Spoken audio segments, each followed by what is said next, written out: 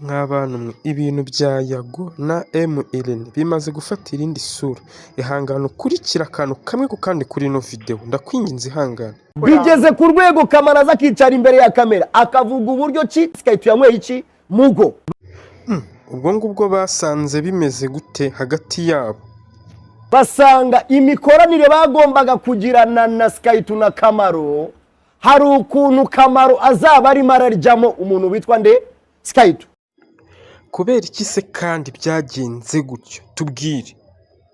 Kubera iki? Bivugwa ko mu gihe Kamaro yajyaga gusinya iyi contract ya umbabarira ukurikire neza witonze wumva akantu kamwe ku kandi. Konseri ye yimye ku mafaranga umuntu witwa Skype. Skype ibingi bakuvugaho kuko nibyo tubwire rwose. Kujya kuvuga ngo nakoresheje ngo ikiyobyabwenge mugo, sibyo? None se Skype iyo mugo kuko nayo wakoresheje? Ibyo byonyine ni icyaha bashobora kuba bamufungira kuko tugiye bakananestinga ibyo bintu nibabibone mu maraso yanjye cyaba ari ikibazo. Hakabaho ikindi kintu nacyo namuregera kunyangisha public. Bro, hakumana ubuye amashari. Skype ko bivugwa ko Yago yanakuguriye n'igitanda na garderobe, byo urabivugaho iki? None n'ikindi kiriya kintu cyo kuvuga ngo afite fact, ngo yuko igitanda cyanjye ngo na garderobe ari Yago abiguze, kandi abizi ko na Yago ubwiwe ku giti cyiwe nawe abizi mushiti Yago nawe abizi ku mutima wiwe. Umuntu najya atekereza kabiri, so nanjye ngende imbere ya kamera ngende mvuge ngo Kamaro umwana we yapfuye, nge nawe ni nge nawe twajyanye kumushyingura turi wa babiri.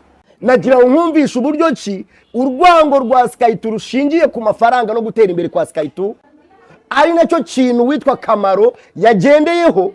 Iyo urebye iyi video ya Kamaro irimo ibintu bitatu by'ingenzi. Irimo ubugome bw'indenga kamera no kwangisha Skype abanyarwanda na content ya icara wige. Ubu Kamaro tuvuge yuko hari igihe yamaze adafite ahantu ho gutaha, tubivuge arara mu tubari. None se tumwibutse yuko Kamaro umunsi afusha umwana we Imana imuhamaro n'iruhuko ridashira. Icyo gihe umuryango w'uwo mukobwa utashakaga yuko Kamaro agera mu maso yabo, bikarangira uwitwa Skype ari ubaye umuhuza w'imiryango bakanajyana gushyingura umwana wa Kamaro. Muraho neza, reka nizere yuko abantu bose bameze neza. Njyewe nitwa Rusaro, nta bintu byinshi nshaka kuvuga ariko ndagira ngo ntange tumuyaje ntoya cyane y'ukuntu njyewe Yago yampamagaye akansaba yuko nazajya kuri Yago TV show akampa amadolari 100, hanyuma tukavuga ukuntu nari ryamanye na DJ Brian n'ibiki bindi byinshi bitari byiza birimo guharabika umuntu n'iki. Njyewe rero nyuma naje gufata umwanzuro wo kutazajya kuri Yago TV show kugira ngo mvuge ibyo bintu kuko ntabwo nzi neza ko nari kuzibabarira cyangwa ikindi. Rero njyewe ninzagira ikintu nzaba yakazabibajwe, rero sinzi bizambaho kuko namaze kubivuga already. Njyewe nari ndambiwe kubona nyine umuntu ashobora kugenda agaharabika abantu bose uko yiboneye. Izi chat ndaza kuzihereza umuntu twagaposha zishireho. Ni umuntu witwa Rusaro yaranditse ngo hahaha winsetsa. Suzi ko nakubwiye ngo azampa amadolari 100 hanyuma mvuge yuko natinganye. Kandi simubeshyera, twarakundanye, twabaye inshuti, nzi ibyo namufashe, nzi ibyo namukoreye. Niba bigize icyaha azandege ntacyo nzitaba, isabira imbabazi.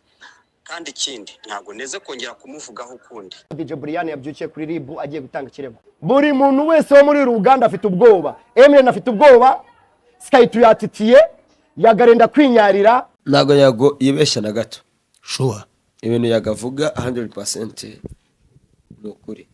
N'izina ry'Imana yo mu ijuru, ngewe mwene Safari Tofiri na Nyirarwango Cecilia.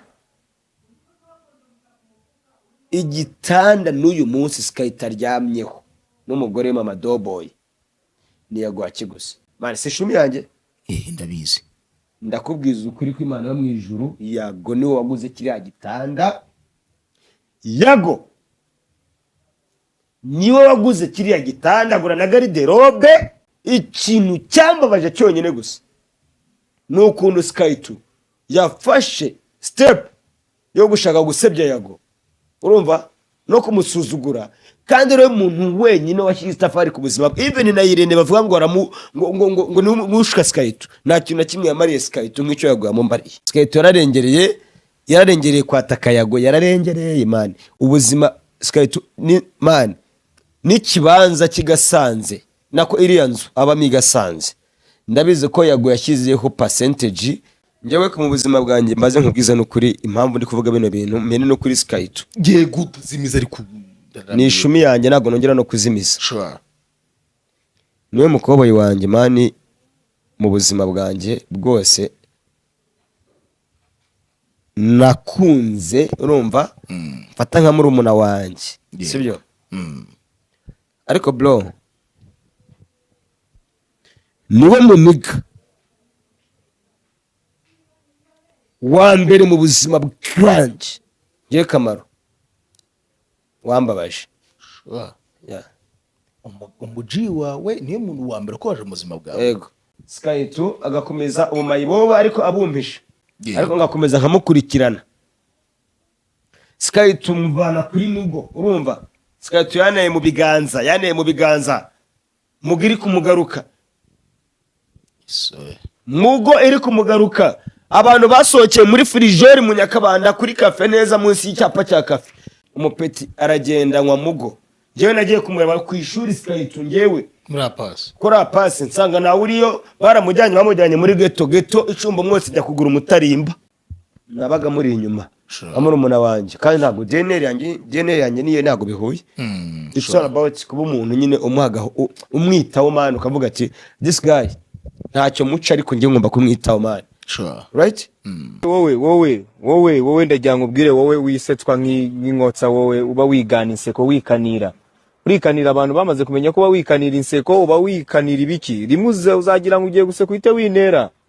Come on, uri umuntu w'umugabo uhora mu makositime, wirirwa wisetswa ubusa, wisetswa nk'inuza, ukicaza abantu bakavuga ku izina Yago. Izina Yago naragusabye kuba uriretse.